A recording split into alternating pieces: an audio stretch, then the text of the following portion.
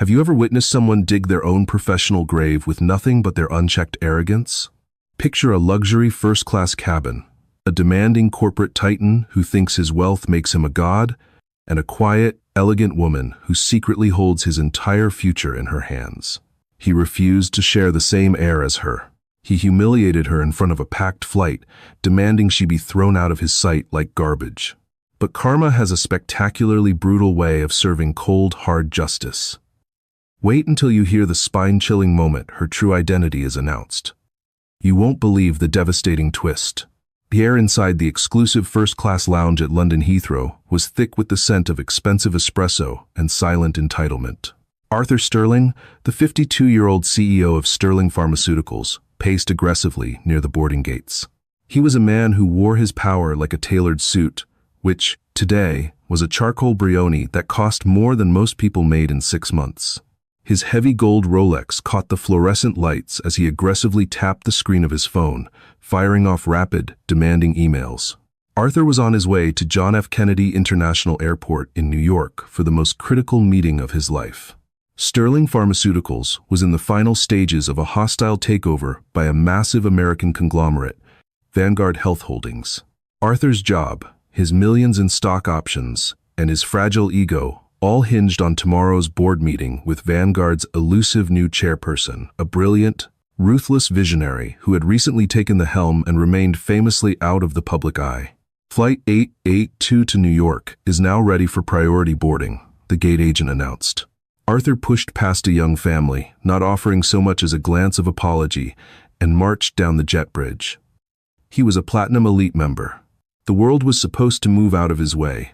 Entering the pristine, spacious, first-class cabin of the Boeing 777, Arthur expected the usual sanctuary of silence and submission. He handed his coat to a senior flight attendant named Beatrice without making eye contact. "Seat 2A, Mr. Sterling." "Welcome aboard," Beatrice said with a practiced, polite smile. Arthur nodded curtly and made his way to the second row. However, as he arrived at his plush window seat, he stopped dead in his tracks. The irritation that was his baseline emotion suddenly flared into outright indignation. Seated in 2B, the aisle seat directly next to his, was a black woman in her early 40s. She was dressed impeccably but understatedly, a soft beige cashmere turtleneck, tailored trousers, and wire-rimmed glasses.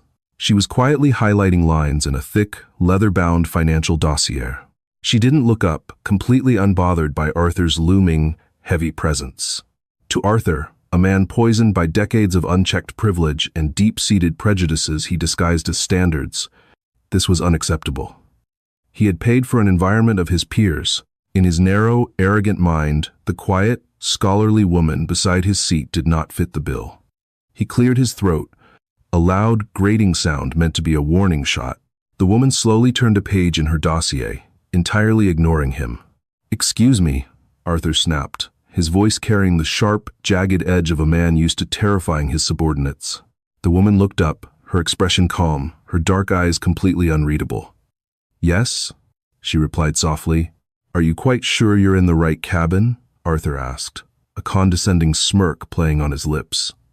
"Economy is straight down the aisle and to the back. It's easy to get confused during boarding." The woman didn't blink. She slowly closed her dossier, resting it on her lap. "I am in seat 2B, she said, her voice smooth and devoid of any intimidation.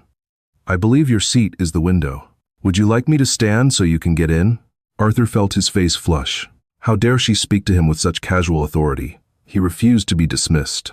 "Beatrice," Arthur barked, turning his back on the woman and waving his hand frantically toward the front galley. "Beatrice, get over here immediately." The flight attendant rushed over, her eyes wide with concern. "Is there a problem, Mr. Sterling?" "Yes, there is a massive problem," Arthur sneered, not bothering to lower his voice. The other first-class passengers, a mix of hedge fund managers and tech executives, began to turn their heads. "There has clearly been a ticketing error. I specifically requested a premium, undisturbed environment to prepare for a multi-million-dollar corporate negotiation. I cannot be expected to sit next to her." He gestured vaguely but dismissively toward the woman. Beatrice looked horrified. "Mr. Sterling, I assure you there is no error."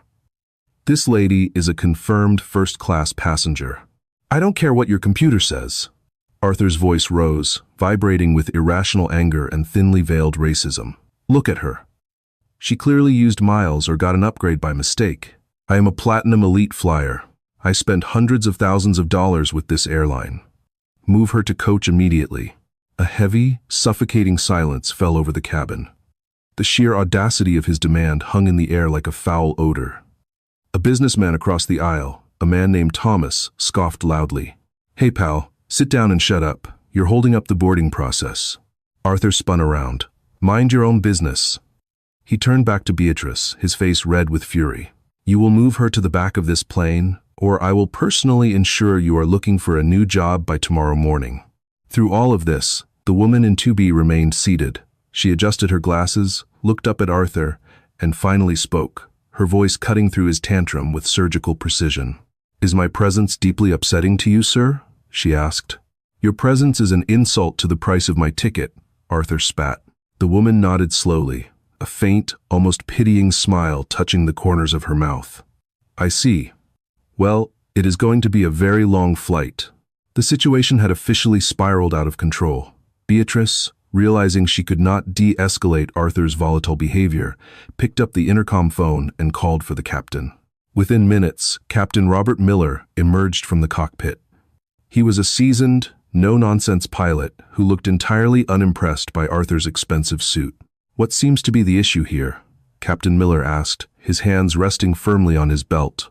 The issue, Captain, Arthur declared, puffing out his chest, is that your crew is refusing to accommodate a VIP passenger. I demand this woman be relocated. I will not sit next to her. She doesn't belong here, and frankly, I find her presence disruptive to my working environment. Captain Miller looked at the quiet woman in 2B, who gave him a polite nod, and then back to the seething Arthur.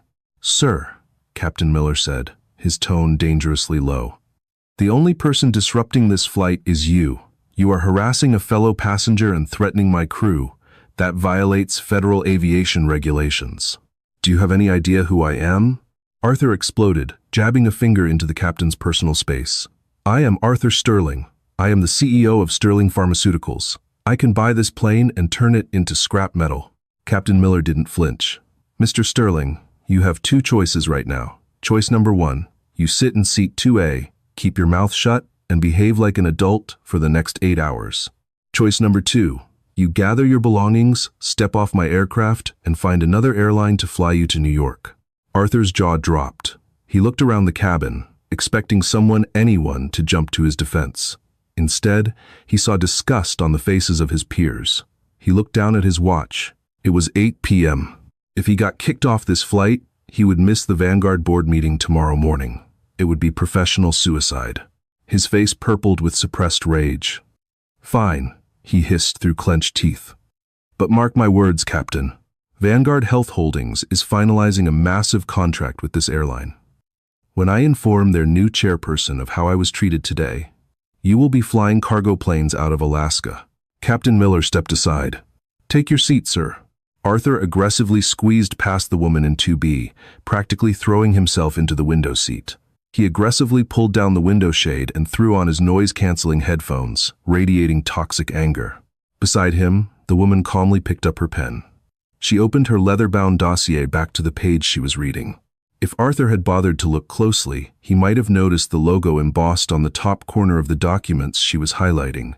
Vanguard Health Holdings, Confidential Acquisition File, Sterling Pharmaceuticals. She quietly made a large red X next to the name Arthur Sterling. The doors closed, the plane taxied to the runway, and Arthur Sterling sat fuming in the sky, entirely unaware that the very woman he had just tried to throw into economy was the exact person he was flying to New York to beg for his professional life. The Boeing 777 leveled off at 35,000 feet over the dark expanse of the Atlantic Ocean, the subtle chime of the seatbelt sign signaling the beginning of the long-haul service. For the next 7 hours, the first-class cabin settled into a hushed, ambient cocoon of luxury. Warm, damp towels were distributed, followed by the clinking of crystal glasses and the soft murmur of polite conversation.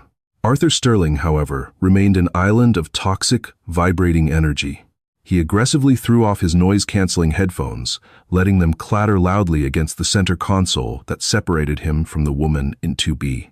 He pulled his sleek silver laptop from his leather briefcase with a violent tug, the zipper catching and tearing slightly, which only fueled his simmering rage. He slammed the screen open and immediately ordered a double scotch on the rocks from Beatrice, not bothering to add a please or thank you. Beside him, the woman calmly returned her thick dossier to her understated tote bag. She retrieved a sleek black tablet and a stylus, seamlessly transitioning to a different set of documents. When Beatrice came by to deliver Arthur's scotch, the woman smiled warmly. "Could I trouble you for a cup of chamomile tea, Beatrice?" "Whenever you have a free moment, there is no rush at all," she said, her tone a stark contrast to Arthur's demanding barks. "Right away, ma'am." "It's no trouble at all," Beatrice replied, her shoulders visibly relaxing as she smiled back.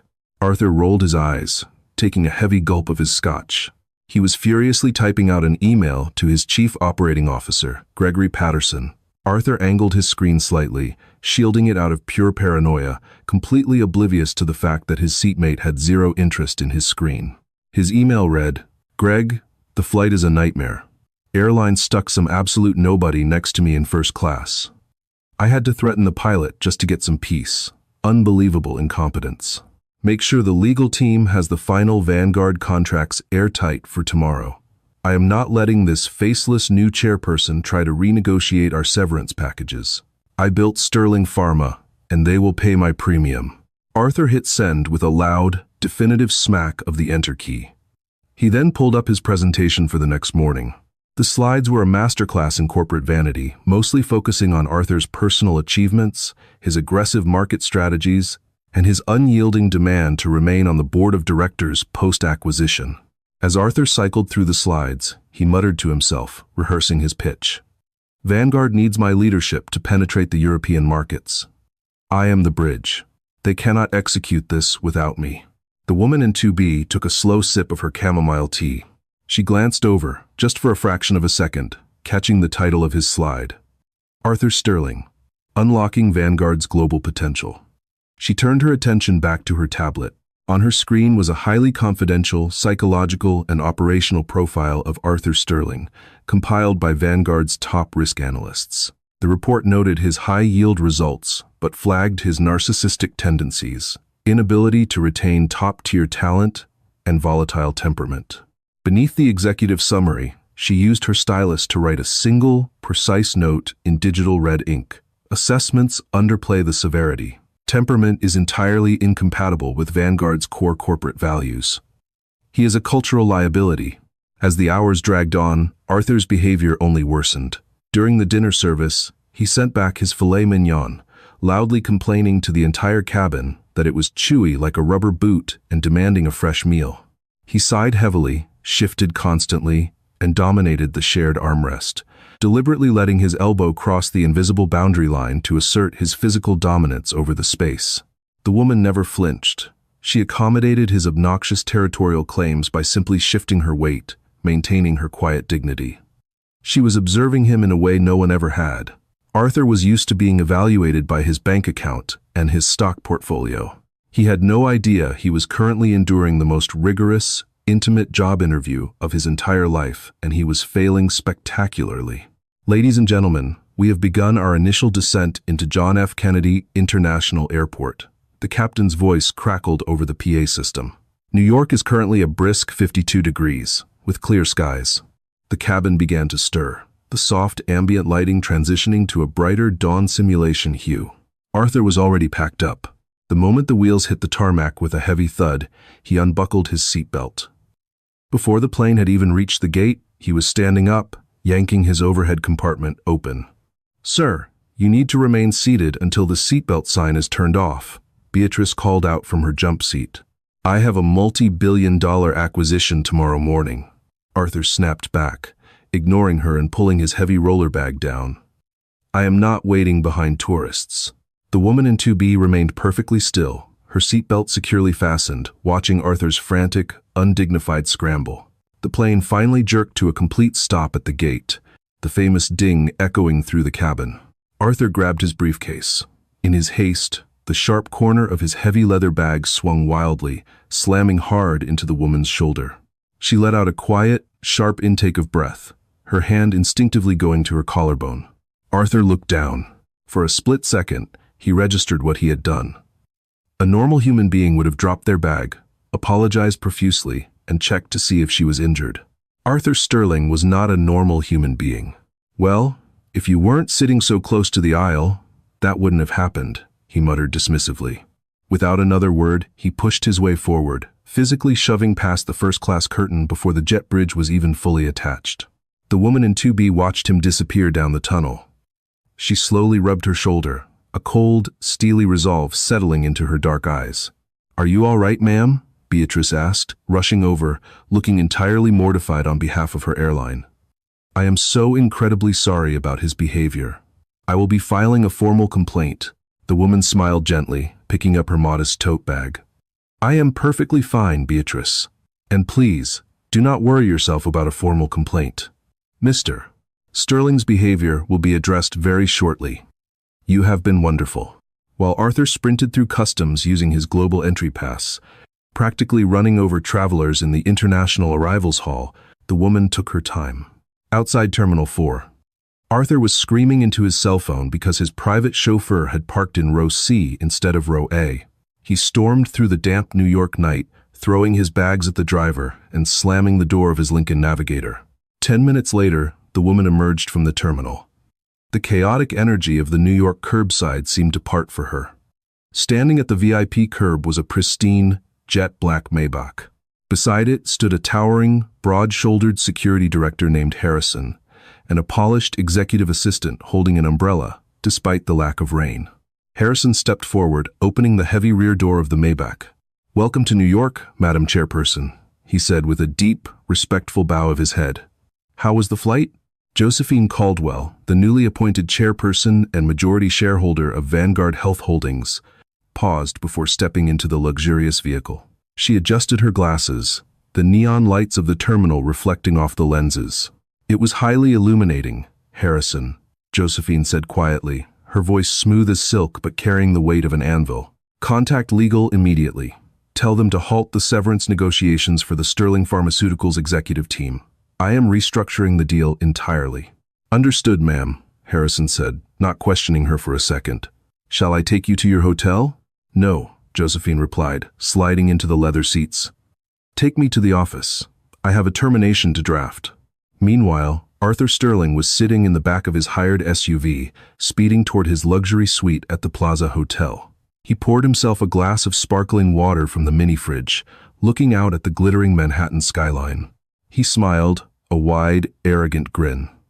Tomorrow, he was going to walk into Vanguard Health Holdings, charm this mysterious new chairperson, and secure his legacy as a titan of industry. He felt entirely untouchable. The morning sun reflected fiercely off the jagged glass facades of Manhattan's financial district, casting sharp, brilliant beams of golden light across the crowded streets below. Down on the pavement, millions of people were rushing to their respective grinds, tightly gripping cardboard coffee cups, heads down, battling the brisk New York wind. Arthur Sterling looked down at them through the tinted passenger window of his hired Lincoln Navigator with a profound, almost pitiful sense of detachment. He did not belong to that world of the working class. He belonged to the sky. Arthur wore a fresh, custom-tailored navy Brioni suit that had been meticulously steamed by the hotel concierge at the plaza just an hour prior. His crisp white shirt was made of Egyptian cotton, so stiff and new it practically crackled when he moved. A blood-red silk tie, tied in a perfect Windsor knot, sat at his throat, a deliberate, psychological power play, a splash of aggressive color meant to dominate a room. He checked his reflection in the tinted window, adjusted his heavy gold Rolex, and smiled. It was a smile dripping with unearned, absolute confidence. Today was the day he cashed out. Today was the day Sterling Pharmaceuticals, the company he had steered with an iron fist and a total lack of empathy for the past decade, was officially swallowed by Vanguard Health Holdings. The valuation was $2.4 billion. Arthur's personal takeaway, between his vested stock options, his golden parachute, and his heavily negotiated executive retention bonus, hovered somewhere around $40 million. He was untouchable. The miner, irritating annoyance of the flight yesterday, the stubborn, quiet woman who had refused to move out of his airspace was completely erased from his mind, replaced by the intoxicating, dizzying thrill of the multi-million-dollar payout awaiting him just a few blocks away. The SUV pulled smoothly to the curb in front of the towering, intimidating glass and steel monolith that served as the global headquarters for Vanguard Health Holdings. The building was an architectural masterpiece of modern corporate supremacy, its sheer scale designed to make anyone standing at its base feel incredibly small. Arthur, however, stepped out of the vehicle, feeling like a conqueror returning from a victorious, bloody campaign. He didn't wait for the driver to close the door. He adjusted his leather briefcase, the same one he had carelessly swung into his seatmate's shoulder the night before, and strode through the massive revolving doors, completely ignoring the security guards flanking the entrance. The main lobby was a cavernous expanse of white marble, brushed steel, and acoustic paneling that absorbed the sounds of the chaotic city outside, creating a hushed, reverent atmosphere. A line of visitors, vendors, and lower-level executives waited patiently at the guest registration desks. Arthur bypassed the queue entirely. He marched directly up to the expansive central marble reception desk, cutting off a young courier who was in the middle of handing over a package. "Arthur Sterling," he announced loudly, his booming voice shattering the quiet professionalism of the lobby. He didn't look at the receptionist as a person. He looked at her as a minor obstacle. "Chief Executive Officer of Sterling Pharmaceuticals. I am here for the final executive acquisition meeting with your new chairperson. Have my COO, Gregory Patterson, brought up to the boardroom immediately if he isn't there already. And I take my coffee black. Guatemalan roast if you have it. Don't bring me that watered-down breakroom garbage." The young receptionist, a professional woman named Chloe, whose name tag caught the glare of the overhead lights, blinked. She was taken aback by his abrasive, entirely unprompted hostility. She had processed hundreds of billionaires, dignitaries, and titans of industry at this desk, and almost all of them possessed the basic manners that Arthur sorely lacked. "Good morning, Mr. Sterling," Chloe said, maintaining a cool, practiced politeness. Her fingers danced across her sleek keyboard. "We have been expecting you. Security has already printed your primary clearance badge. Your Chief Operating Officer, Mr. Patterson, arrived 20 minutes ago and is already waiting for you on the 45th floor." She handed over a thick plastic lanyard with a gold-embossed Vanguard logo. Arthur snatched the temporary badge from her outstretched hand without a single word of thanks. He didn't even make eye contact. He turned sharply on his heel and marched toward the private, VIP executive elevators reserved solely for C-suite management and top-tier guests. "Have a pleasant meeting, sir," Chloe murmured under her breath to his retreating back, a faint, knowing look passing over her features. At Vanguard, the receptionists often knew the corporate weather long before the guests did. The private elevator was lined with dark, polished walnut and mirrored panels. As the high-speed car rocketed upward, leaving your stomach slightly behind, Arthur admired his reflection again. He smoothed his lapels. He practiced his firm, slightly condescending handshake in the mirror. He rehearsed the opening lines of his speech. He was going to walk into that boardroom, charm this mysterious new chairperson with his aggressive corporate vocabulary, and secure his absolute dominance over the European pharmaceutical sector. He felt a surge of pure adrenaline. When the elevator doors parted with a soft melodic ping on the 45th floor, Arthur was greeted by an entirely different world. This was the absolute apex of the corporate food chain. The atmosphere here was hushed, thick, and intimidating. The air smelled faintly of expensive leather and lemon polish. The carpets were so impossibly thick, they absorbed the sound of footsteps completely, making anyone walking down the corridor look like an apparition. The walls were lined with original, contemporary abstract art pieces that likely cost more than the operational budget of most mid-sized companies.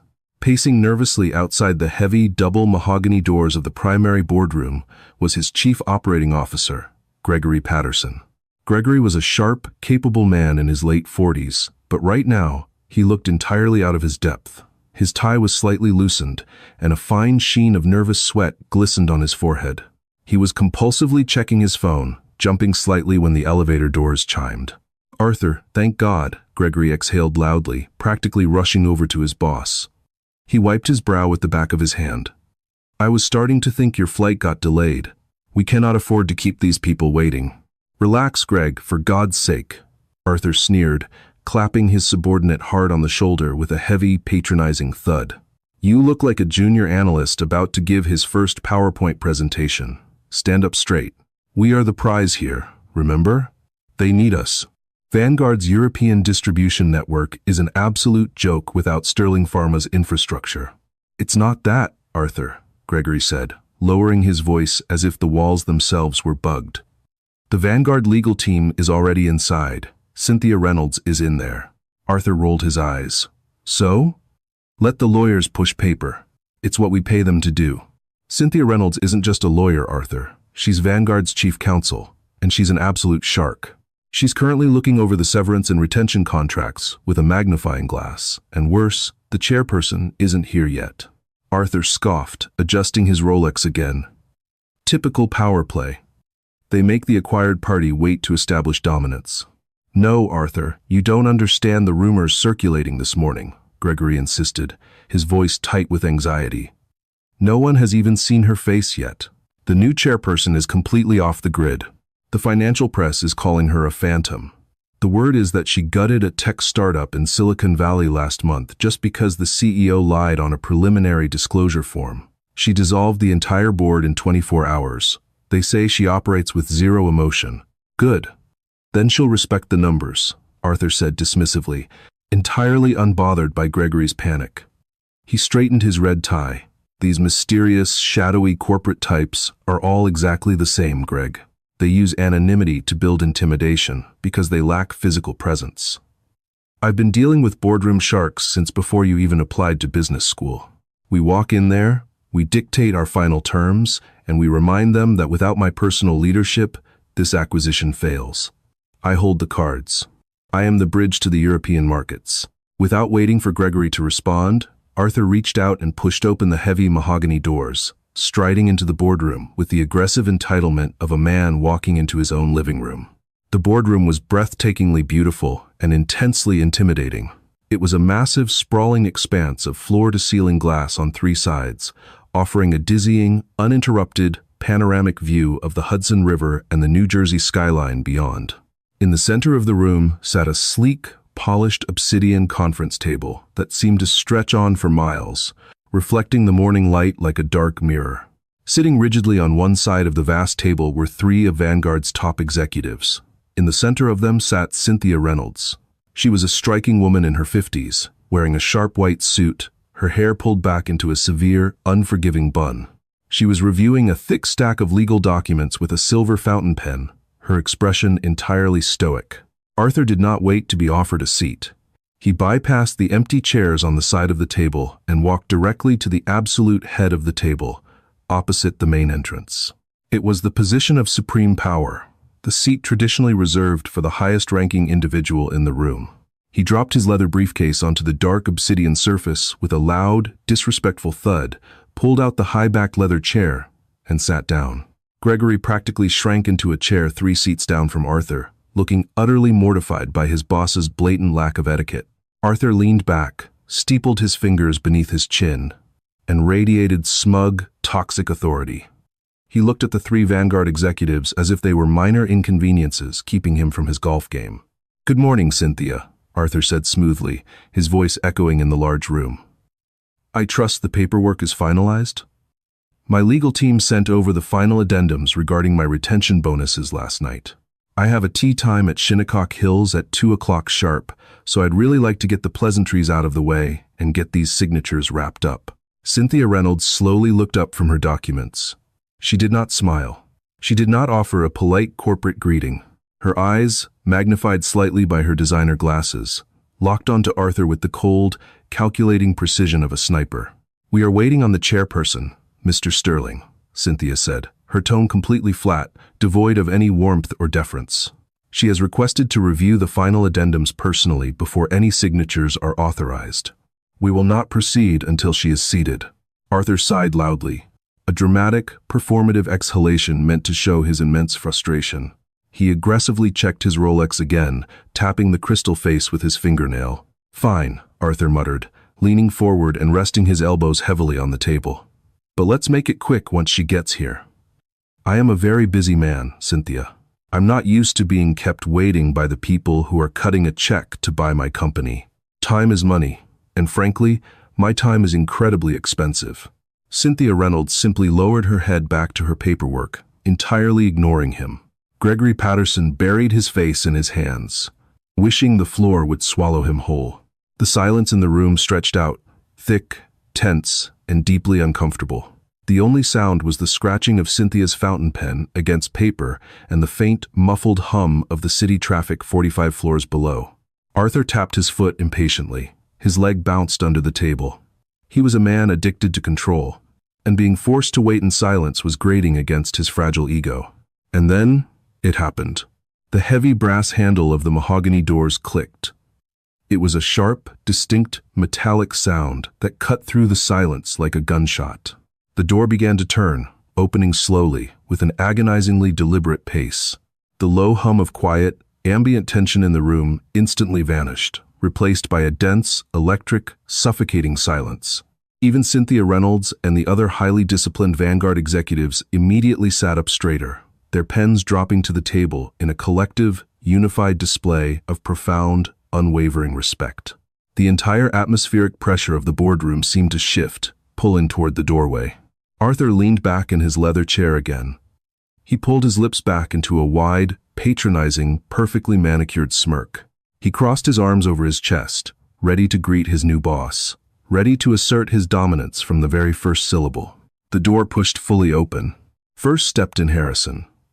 The towering, broad-shouldered security director from the airport curbside last night walked into the room with heavy, authoritative steps. He did not speak. He simply pulled the door wide and stood at strict attention against the wall, his eyes sweeping the room before settling entirely, neutrally, on Arthur. Then, stepping out of the shadows of the corridor and into the brilliant morning light of the boardroom, was the chairperson. She was dressed in a sharp, impeccably tailored charcoal gray suit that fit her with devastating perfection. Her posture was flawless. In her right hand, she carried a thick, familiar, leather-bound dossier. In her left, a sleek, black digital tablet. She paused just a few feet inside the room, raising a delicate hand to gently push a pair of wire-rimmed glasses up the bridge of her nose. Arthur's heart completely stopped. The air was violently, forcefully evacuated from his lungs.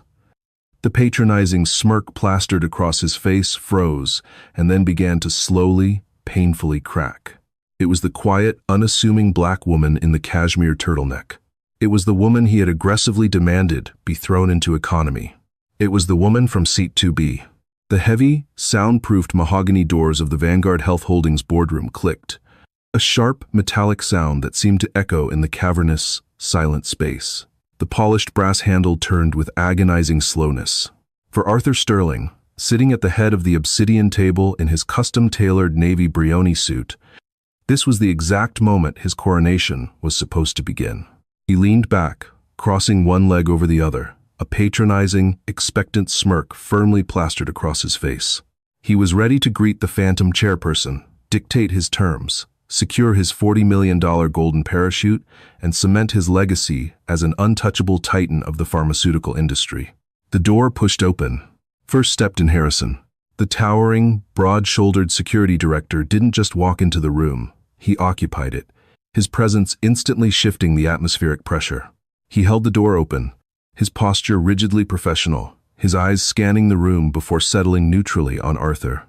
Then, stepping into the brilliant morning light pouring through the floor-to-ceiling windows, was the chairperson. She was dressed in a razor-sharp, impeccably tailored charcoal suit that radiated understated, devastating power. In her hands, she carried the familiar thick, leather-bound dossier and a sleek black tablet. She paused just inside the threshold, raising a hand to push her wire-rimmed glasses up the bridge of her nose. The low hum of ambient noise in the room, the shifting of leather chairs, the tapping of pens was instantly vacuumed away, replaced by a dense, electric silence. Cynthia Reynolds, Vanguard's notoriously ruthless chief counsel, immediately stood up from her chair. The other three Vanguard executives followed suit with military synchronization, their expressions locked in profound, unified deference. "Good morning, Madam Chairperson," Cynthia said, her voice dropping a full octave into a tone of absolute respect. Good morning, Cynthia. Thank you all for your promptness, the chairperson replied. Her voice was smooth, even, and melodic. It was a voice Arthur had heard less than 12 hours ago. It was the exact same voice that had politely, quietly asked a flight attendant named Beatrice for a cup of chamomile tea. Arthur's heart stopped. It didn't flutter. It didn't race. For 3 terrifying seconds, it simply ceased to beat. The oxygen violently evacuated his lungs, leaving him gasping silently like a fish thrown onto a hot dock. It was the woman from seat 2B. Josephine Caldwell did not look at Arthur immediately. She moved with a slow, deliberate grace, walking the length of the massive obsidian table. Every footstep on the plush carpet sounded to Arthur like the banging of a gavel. The smirk on his face physically melted, his facial muscles going entirely slack. A cold, prickling sweat erupted across the back of his neck, soaking instantly into the collar of his expensive Egyptian cotton shirt. Gregory Patterson, Arthur's chief operating officer, was completely oblivious to the catastrophic internal collapse happening to the man sitting next to him. Gregory hastily stood up, buttoning his suit jacket. Madam Chairperson, an absolute honor. I am Gregory Patterson, COO of Sterling, and this is our CEO, Arthur. Gregory glanced down. Arthur was still seated. He looked like a man who had just opened his front door to find a firing squad on his lawn. His hands, resting flat on the dark, polished surface of the table, were vibrating with a violent, uncontrollable tremor. Arthur? Gregory hissed under his breath, nudging his boss's shoulder. Arthur, stand up. What is wrong with you? You look like you're going to be sick. Josephine finally reached the opposite end of the table. She placed her leather-bound dossier down with a soft, definitive thud. She didn't sit down. Instead, she placed her fingertips on the table, leaning forward ever so slightly, and turned her dark, unreadable eyes directly toward Arthur. When their gazes locked, Arthur felt the floor beneath him dissolve. The woman he had treated like absolute garbage, the woman he had aggressively tried to banish to the back of an airplane because her mere presence offended his bigoted, arrogant sensibilities, was the most powerful person in the room. She held his company, his wealth, and his entire professional future in the palm of her hand. Mr. Sterling, Josephine said, the faintest, most terrifying ghost of a smile playing on the corners of her lips. I believe we have already had the pleasure of meeting. Though, I must admit, the lighting and the company in this boardroom are significantly better than the cabin of Flight 882 last night. Gregory Patterson blinked, looking frantically between the two. You two know each other? Arthur, you didn't tell me you had already met the chairperson. We met intimately, Mr. Patterson, Josephine answered, her eyes never leaving Arthur's pale, sweating face. Mr. Sterling and I shared a very close proximity for 8 hours over the Atlantic. It was an incredibly illuminating, first-hand experience regarding the leadership culture, crisis management, and interpersonal ethics currently fostered at the top levels of Sterling Pharmaceuticals. Arthur finally managed to force air through his paralyzed vocal cords. His voice came out as a weak, reedy croak, entirely devoid of the booming authority he had wielded just moments ago. Madam Chairperson, Arthur stammered, his mind desperately scrambling for a life raft that didn't exist. I had absolutely no idea. If I had known who you were, the stress of this merger, the pressure. I was not myself yesterday. It was a complete misunderstanding. On the contrary, Mr. Sterling, Josephine interrupted. The polite, conversational tone evaporated in a microsecond, replaced by the cold, unforgiving steel of a corporate executioner. She didn't raise her voice. She didn't have to. I believe yesterday was the most authentic version of yourself you have ever presented. You see, when a man believes he is completely insulated by his wealth, his status, and his platinum elite mileage card, the mask slips. He reveals his true character to those he deems entirely beneath him. You didn't know who I was, which means I got to see exactly who you are. Arthur swallowed hard, a painful lump lodging in his throat. Please, let us start over. I apologize unreservedly. We are here to finalize a $2.4 billion deal. Let's focus on the synergy between our companies. I am vital to Vanguard's European expansion. You know my numbers. Josephine slowly pulled out her chair and sat down. She opened the leather-bound dossier. Your numbers are exceptional, Mr. Sterling. That is why Vanguard pursued this acquisition, Josephine said smoothly. She tapped the screen of her black tablet. Instantly, the massive, high-definition monitor covering the entire back wall of the boardroom flared to life, displaying a densely worded legal document. However, a company is not just its profit margins, it is its culture. And you, Arthur, are a cultural liability of the highest order. She turned her attention slightly to her left. Cynthia. Please walk, Mr. Sterling and Mr. Patterson, through the revised, final terms of the acquisition, specifically the amendments made at 3 o'clock this morning. Cynthia Reynolds adjusted her glasses, her face a mask of absolute legal ruthlessness. She looked down at her notes. Vanguard Health Holdings will proceed with the hostile acquisition of Sterling Pharmaceuticals at the agreed-upon valuation of $2.4 billion, Cynthia stated, her voice clipping through the room like a metronome. However, the transition of leadership will not proceed as previously negotiated. Under Section 4, Clause B of the finalized acquisition contract, the morals, ethics, and professional conduct provision, Vanguard is executing its contractual right to immediately terminate the employment of Arthur Sterling with extreme prejudice and with cause. Arthur gasped loudly, the sound tearing through the quiet room. He shot up from his chair violently scraping backward against the carpet. Panic and deeply ingrained entitlement temporarily overrode his shock. "You can't do that," Arthur shouted, his face suddenly flushing a dark, ugly crimson. He pointed a shaking finger across the table. "I built this company from the ground up. My retention and severance package is ironclad. It is worth $40 million, and my legal team went over every single comma. You cannot just fire me and steal my golden parachute." "Your severance package," Josephine corrected sharply, her voice cutting through his outburst like a razor, "is entirely null and void, Mr. Sterling." She swiped her finger across her tablet. The text on the massive screen zoomed in, highlighting a specific paragraph in bright yellow.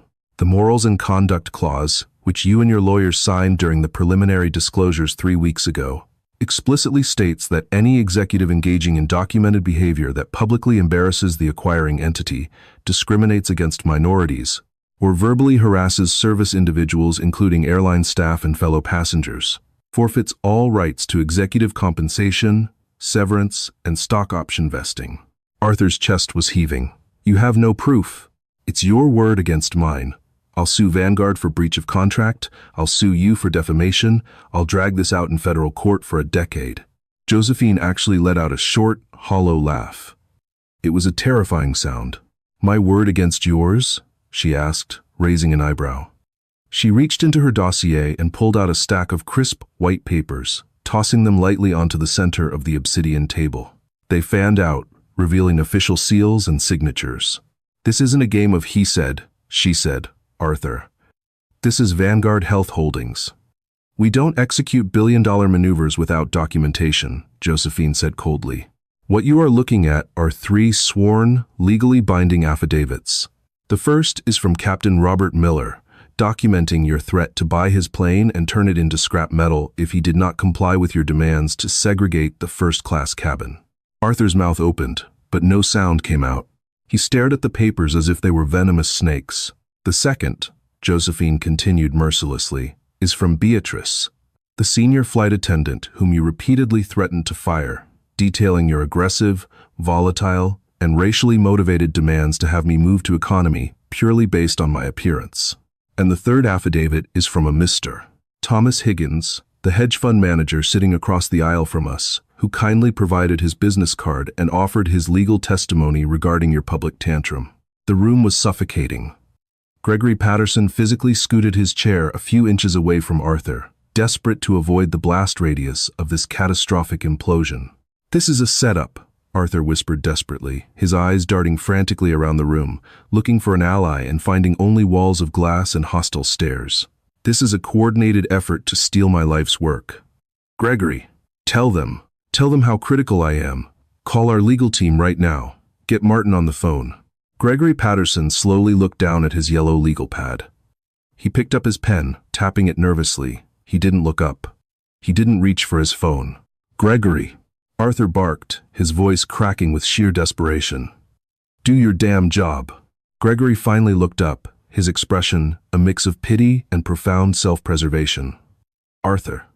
Vanguard's legal team sent Martin the affidavits at 6 o'clock this morning. Martin reviewed the morals clause. He advised that we have no legal standing to fight this.